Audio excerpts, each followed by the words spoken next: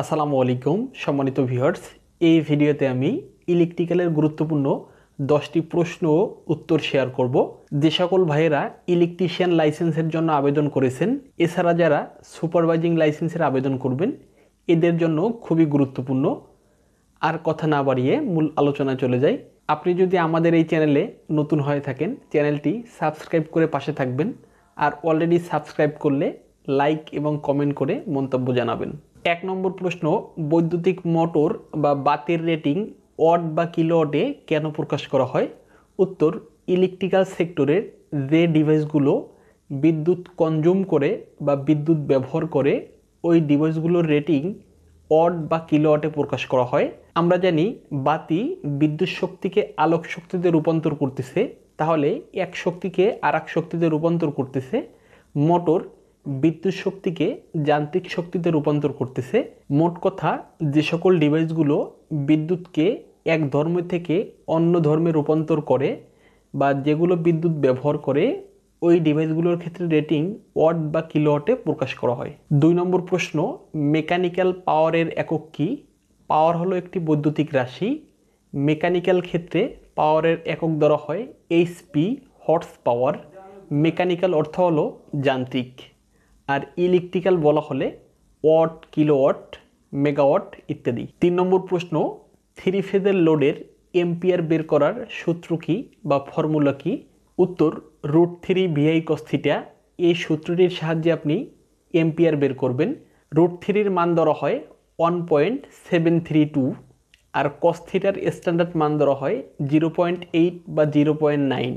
4 নম্বর প্রশ্ন, পাওয়ার লোডে সর্বনিম্ন কত আরএম কেবল ব্যবহার করতে হবে? আমরা জানি বৈদ্যুতিক লোড বা ব্যবহার যন্ত্র 2 প্রকার, লাইটিং লোড ও পাওয়ার লোড। যে সকল লোডের কারেন্ট ক্যারিং ক্যাপাসিটি বেশি তাদেরকে পাওয়ার লোড বলা হয়। এই পাওয়ার লোডের ক্ষেত্রে সর্বনিম্ন 2 আরএম কেবল ব্যবহার করতে হবে, যেটাকে 320 বলা হয়। এছাড়া মোটরের বা লোডের রেটিং অনুসারে কেবলের সাইজ নির্ধারণ করতে হবে। 5 নম্বর প্রশ্ন, বৈদ্যুতিক লাইসেন্সের ভাইভা বোর্ডে অনেক সময়ই 2-1টা আনকমন কোশ্চেন করে থাকে। এই প্রশ্নটিও করতে পারে। থার্মোস্ট্যাট সুইচের কাজ কি?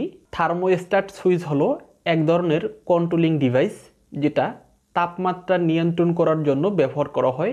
এসি, ফ্রিজ, আয়রন, ওভেন ইত্যাদিতে বহুল ব্যবহৃত থার্মোস্ট্যাট সুইচ, যেটা তাপমাত্রা নিয়ন্ত্রণ করে থাকে। 6 নম্বর প্রশ্ন, বুকলোজ রিলে কত কেবি ট্রান্সফরমারে ব্যবহার করা হয়? কেভিএ এর পুনরূপ হলো কিলো ভোল্ট এম্পিয়ার। যে সকল ট্রান্সফরমার 500 কেবি এর উপরে, ওই ট্রান্সফরমারগুলোতে বুকলোজ রিলে ব্যবহার করা হয়। কনজারভেটর ট্যাঙ্ক থেকে মূল ট্যাঙ্কির সাথে সংযোগকারী পাইপের মধ্যবর্তী স্থানে বুকলোজ রিলে ব্যবহার করা হয়। যে সকল ট্রান্সফরমার শুধু অয়েল কুলিং, ওই ট্রান্সফরমারগুলোতে বুকলোজ রিলে ব্যবহার করা হয়, যেটা প্রোটেক্টিভ ডিভাইস হিসাবে ব্যবহৃত হয়। 7 নম্বর প্রশ্ন, নতুন কালার কোড অনুযায়ী RYB বা লাইন 1 2 3-কে কী কালার ধরা হয় বা কী নামে সম্বোধন করা হয়? আমরা এতদিন যে লাইন 1-কে আর বলে সম্বোধন করছি, 2021 সালের বিএনবিসি রুলস অনুযায়ী এই রেড কালারকে বলা হয় বা লাইন 1-কে বলা হয় ব্রাউন, যেটা বাদামি। আর যেটা লাইন 2 বা ইউলো ফেস হিসাবে সম্বোধন করেছি, এই কালারটা এখন হবে ব্ল্যাক, কালো কালার, আগে যেটা নিউট্রাল ছিল। এবং লাইন 3 নম্বর ফেসকে আমরা ব্লু ফেস হিসাবে সম্বোধন করেছি, এখন সেটি গ্রে কালার করা হয়েছে, ধূসর কালার। এছাড়া নিউট্রাল, ব্লু কালার রাখা হয়েছে, নীল, আগে ব্ল্যাক ছিল। এছাড়া আর্থিংয়ের কালারের জন্য হলুদ এবং সবুজের মিশ্রণ ব্যবহার করা হয়েছে। 8 নম্বর প্রশ্ন, খুবই গুরুত্বপূর্ণ প্রশ্ন, ইন্ডাস্ট্রিয়াল সেক্টরে পিএফআই প্যানেল কেন ব্যবহার করা হয়? পিএফআই এর পুনরূপ হলো পাওয়ার ফ্যাক্টর ইমপ্রুভমেন্ট। পাওয়ার ফ্যাক্টরের মান ইমপ্রুভমেন্ট করার জন্য এই পিএফআই প্যানেল ব্যবহার করা হয়। এই পাওয়ার ফ্যাক্টরের স্ট্যান্ডার্ড মান হলো 0.8 বা 0.9। এই পাওয়ার ফ্যাক্টরের মান কমার জন্য দায়ী হলো ইন্ডাকটিভ লোড। আমাদের ইন্ডাস্ট্রিয়াল সেক্টরে ইন্ডাকটিভ লোড অনেক বেশি থাকে। এই পাওয়ার ফ্যাক্টরের মান 0.8 বা 0.9 থেকে নিচে নেমে গেলেই অনেক টাকার জরিমানা দিতে হয়, যেটা বিদ্যুৎ বিলে সরাসরি এফেক্ট সৃষ্টি করে। এজন্যই প্রত্যেকটা ইন্ডাস্ট্রিয়াল সেক্টরে বা ফ্যাক্টরিতে পিএফআই প্যানেল ব্যবহার করা জরুরি। আমাদের বাসাবাড়িতে রেজিস্টিভ লোড বেশি থাকে বিদায় এই পিএফআই প্যানেল আলাদা ব্যবহার করতে হয় না। 9 নম্বর প্রশ্ন, ক্যাপাসিটরের মান বাড়ানোর জন্য কি সংযোগ করতে হবে? দুইটি ক্যাপাসিটরের মান বৃদ্ধি করার জন্য অবশ্যই প্যারালাল সংযোগ করতে হবে। প্যারালালে ক্যাপাসিটরের মান বাড়ে, আর সিরিজে করলে একই মান থাকবে, মান বাড়বে না। আর ব্যাটারির বেলায় সিরিজে সংযোগ করলে মান বাড়বে, প্যারালালে মান একই থাকবে। 10 নম্বর প্রশ্ন, ম্যাগনেটিক কন্ডাক্টর অন করতে হলে কোন টার্মিনালে লাইন সরবরাহ করতে হবে? সম্মানিত ভিউয়ার্স, এই ম্যাগনেটিক কন্ডাক্টরে অনেকগুলো টার্মিনাল থাকে। এর ভিতরে কয়েল টার্মিনালে লাইন সরবরাহ করলে ম্যাগনেটিক কন্ডাক্টরটি অন হয়ে কাজ করা শুরু করে।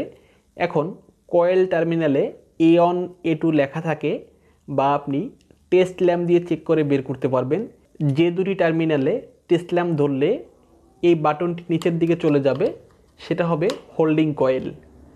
নতুন ম্যাগনেটিক কন্ডাক্টরগুলোতে A1 A2 লেখা থাকে, আপনি টেস্ট ল্যাম্প দিয়ে সহজে বের করতে পারবেন।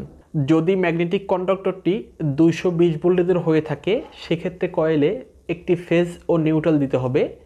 যদি ম্যাগনেটিক কন্ডাক্টর কয়েল 440 ভোল্টেজের হয়ে থাকে, সেক্ষেত্রে কয়েলে 3 ফেজের যে কোনো দুইটি ফেজ দিলেই হবে। সম্মানিত ভিউয়ার্স, আজ এ পর্যন্তই। ভিডিওটি কেমন লাগলো কমেন্ট অবশ্যই জানাবেন। ধন্যবাদ সবাইকে। আসসালামু আলাইকুম।